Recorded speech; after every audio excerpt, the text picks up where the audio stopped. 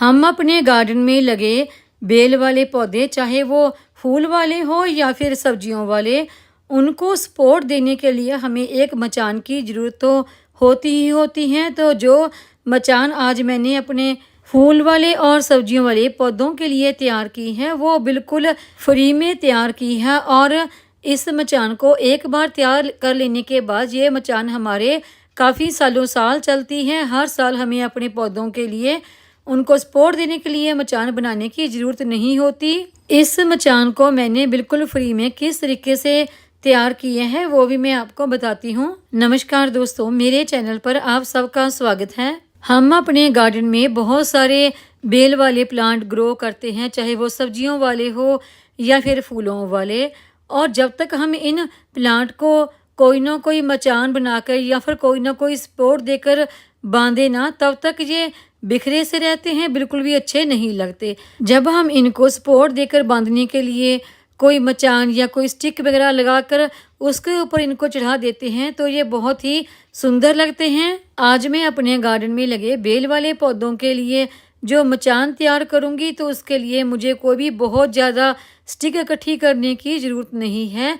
आप अपने गार्डन से ही निकले हुए कुछ पुराने प्लांट जो कि सूख जाते हैं ज़्यादा गर्मी या ज़्यादा सर्दी की वजह से, तो उन प्लांट को फेंके नहीं, उनको रख लें। आज मैं उन्हीं से अपने पौधों के लिए मचान तैयार करूंगी। किस तरह से तैयार करते हैं तो चलिए अभी मैं आपको बताती हूँ। इस साल गर्मी बहुत ज़्यादा पड़ी, तो उस वजह से मेरे गार्डन में लगे कुछ बड़े प्लांट सूख गए थे, जिन्हें मैंने फेंका नहीं बल्कि इकट्ठा करके रख लिया। कुछ मैंने किसी से मांग लिए प्लांट। तो इस तरह देखिए, मैंने 3 ये बड़े प्लांट हैं जो सूख गए थे, तो इन्हीं से हम आज बेल वाले पौधों के लिए मचान तैयार करेंगे। सबसे पहले हम इनके ऊपर पेंट करेंगे।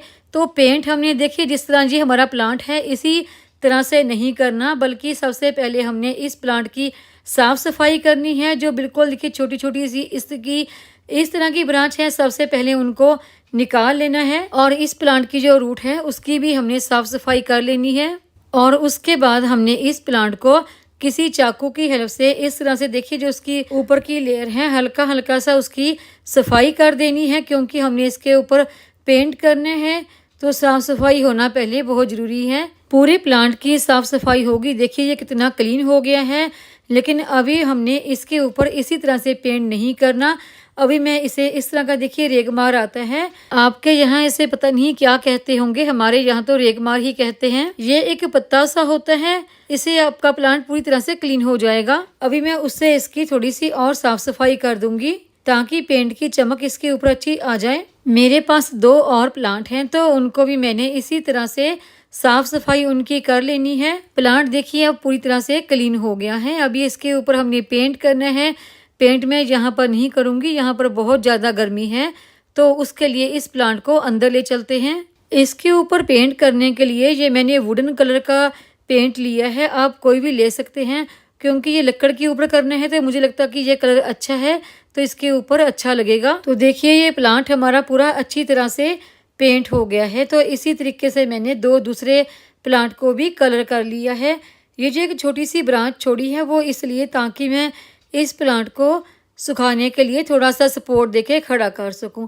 जब ये प्लांट पूरा सूख जाएगा तो इस एक बची हुई ब्रांच को भी हमने पेंट कर लेना है।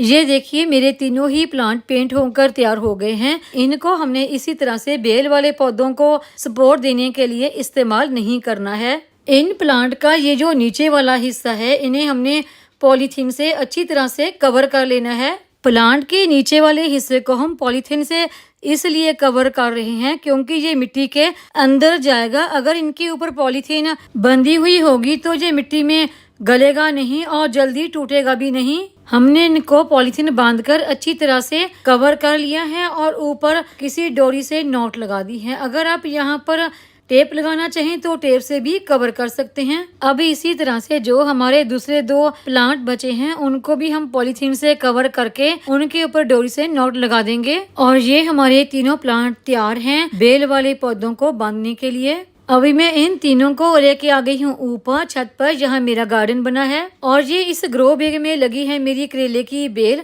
इसी बेल को बांधकर हमें इस प्लांट के ऊपर चढ़ाएंगे। पहले देखिए यहाँ पर हमने इस प्लांट को लगाना है, हल्का सा यहाँ पर निशान लगा लेते हैं। यहाँ हमने प्लांट को लगाना है। थोड़ी सी मिट्टी यहाँ से हटा लेंगे और इसी में हम इस प्लांट को अंदर तक दबा लेंगे। प्लांट के जितने हिस्से तक पॉलीथीन लगी है उस हिस्से को हमने मिट्टी के अंदर तक कर देना है। तो अभी आप समझ ही गए होंगे कि इस प्लांट के निचले वाले पोर्शन में पॉलीथीन लगाना क्यों जरूरी है। और इसकी साइडों पर हम कुछ ईंटें लगा लेंगे ताकि ये अच्छी तरह से बीच में सेट हो जाए। और इसके ऊपर हम करेले की बेल को चढ़ा देंगे और ये करेले की बेल इस प्लांट के ऊपर अच्छी तरह से सेट हो गई है। और ये दूसरी बेल है अपराजिता की, उसको मैंने इस प्लांट के ऊपर अच्छी तरह से सेट कर दिया है। अगर आपके गार्डन में लगा कोई बड़ा प्लांट सूख गया है, आप उसे नहीं निकालना चाहते, तो आप उसी मिट्टी में कोई बेल वाला प्लांट लगा सकते हैं, चाहे वो फूलों वाला हो या फिर सब्जियों वाला। और उसी सूख चुके प्लांट के ऊपर आप अपनी बेल को बांध सकते हैं। और ये देखिए, ये कद्दू की बेल है जो मैंने इस प्लांट के ऊपर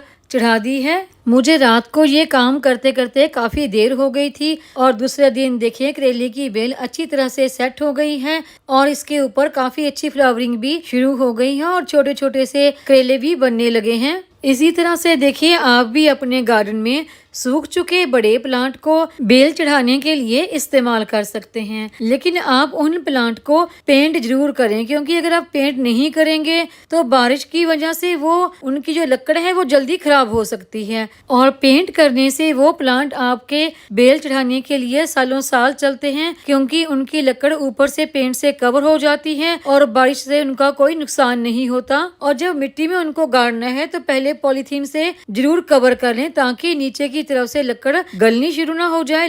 अगर एक दफा लकड़ गलनी शुरू हो गई तो वो वहां से टूटने लग जाएगी।